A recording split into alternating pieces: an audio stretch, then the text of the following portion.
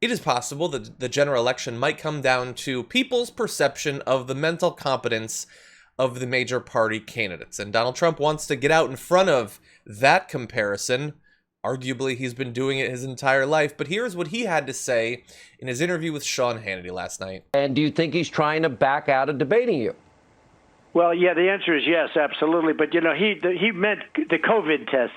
The COVID test. He didn't mean cognitive. He meant COVID. No, he said cognitive. I'm pretty sure he went on to... He didn't mean that because, you know, you don't have those tests that often. He said, I take them all the time.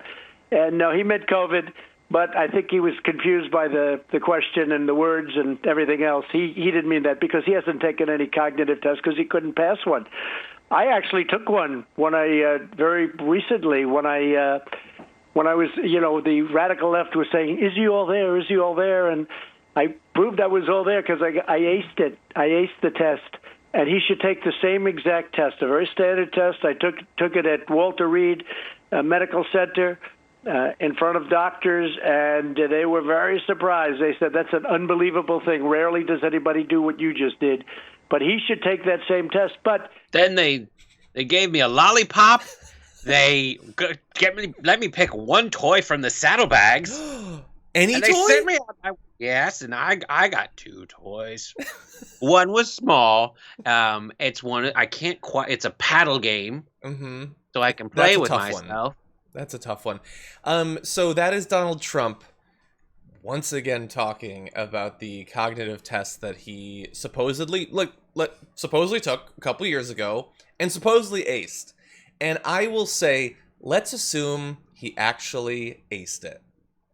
I'll do that. I'll play that game. Okay, so he aced this cognitive impairment test that is supposed to diagnose things like Alzheimer's and things like that. Now, I know some of you have been following the news on a daily basis for a long time, know where this is going. But he is still bragging about testing this. And each time, about acing it. And each time, the story gets bigger. So now, he apparently, while taking it, had multiple doctors around him. Like a scene from a movie where a monkey is getting some sort of, like, weird experimental treatment. You guys get in here! Donnie's about to break the record! You gotta see this! He's gonna show which one's an antelope! It's that scene from The Matrix. He's gonna circle the elephant! It's like, Neo's fighting Morpheus. Whoa! We gotta see This can't be right. We gotta see and just, him. like, lights going off and, like, meters just spinning. I don't know. He's the one. It gives the image that he is Matt Damoning some equation, but I want to be very clear about the test that he aced. And that in acing, doctors were shocked. Nobody does this. Okay, let's talk about it. The clock says it's 7:30. He read a clock. Okay, so those are a few of the highlights. So this is the Montreal Cognitive Aptitude Test. Here's a quick shot of it. And I will say, I understand you can't read the words, probably even on TV, but there's enough there for you to know where this thing is going, I think. So let's zoom in on a few sections. As Brett just mentioned, 3 points, a full 10% of all of the test is whether you can draw a clock. You get 1 point for making the clock a circle. You get 1 point for putting the numbers in the correct order, and 1 more for making the hands different lengths. That's 10% of the whole thing. Trump. I wonder if Trump draws Mickey Mouse going like this for the like does it? It's like I can't draw Mickey, or if it's like clock, he just draws like his iPhone. Exactly, or just writes the square number 7. Yeah. They're going to have to update this, because, most people don't do clocks anymore. So, would you like to know what another 10th of the entire test is? It's I would this. like to know. What are these animals? Just this. Even if you do, it says naming Todd, Kippy, Hornball, like Mr. Humpy. Humptown races. He would definitely go with Humptown. That is, we've already covered 1/5 of the entire test. Draw a clock, name a lion. If you've watched The Wizard of Oz, you're most of the way there. Okay, now, repeat after me. I don't mean you, I mean that's the test. Repeat this sentence back to me. I say the sentence, and then you say the sentence back at me. And that's almost 10% of the test right there. And again, we are not mocking people who have any actual medical condition. Mm-hmm.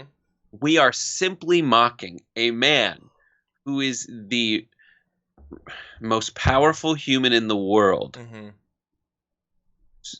writing the word camel and then spiking the football. No one's ever named a camel. Who? Even more Who's specific, ever named a camel? It is just the spiking of the football. Obviously, this is a necessary test. And people do have cognitive impairment. My grandfather, who I love more than like anything else in the world, had severe Alzheimer's at the end. There's literally nothing funny about that. It is a diagnostic tool. And if you don't have those impairments, this test is easy. It's supposed to be easy. That's the whole point. But spending years bragging about it, that is bizarre. No, and can I drive home how bizarre? Yes, sir. I want to read one more section. This is worth 20% of the entire test. Orientation. Where are you? What time is it? What city are you in? Do you know where and when you are in time? The sort of things that you would ask someone who has something like Alzheimer's or some other impairment, just to know, do they know where they're at? That's 20% of the test. He says that when he finished, the many doctors who were around him were shocked that he was able to do this. That is the story. To the extent that there's a story, that is a very weird thing to do even once, let alone for multiple years of your presidency. But like, if I were advising Trump, I would tell him to stop bragging about this. Not because it makes him look foolish or silly, painfully silly, but because now he's out of excuses.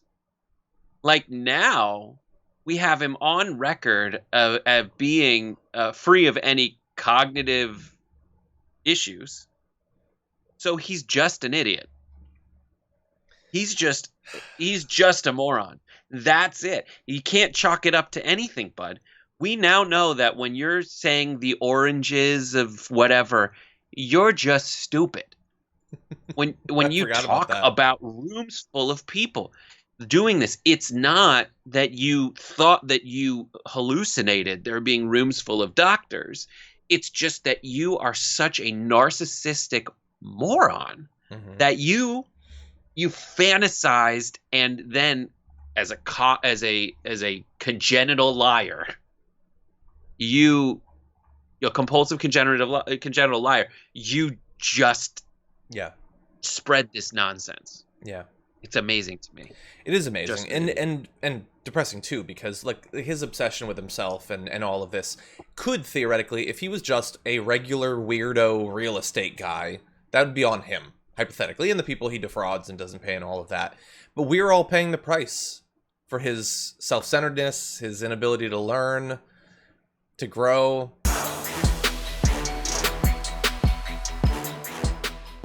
For more political news, breakdowns, interviews, stories of activism, and me trying my hardest to care about the occasional big celebrity news story, subscribe to our YouTube channel at youtube.com/The Damage Report. And you can ring the bell wherever it is so you don't miss anything.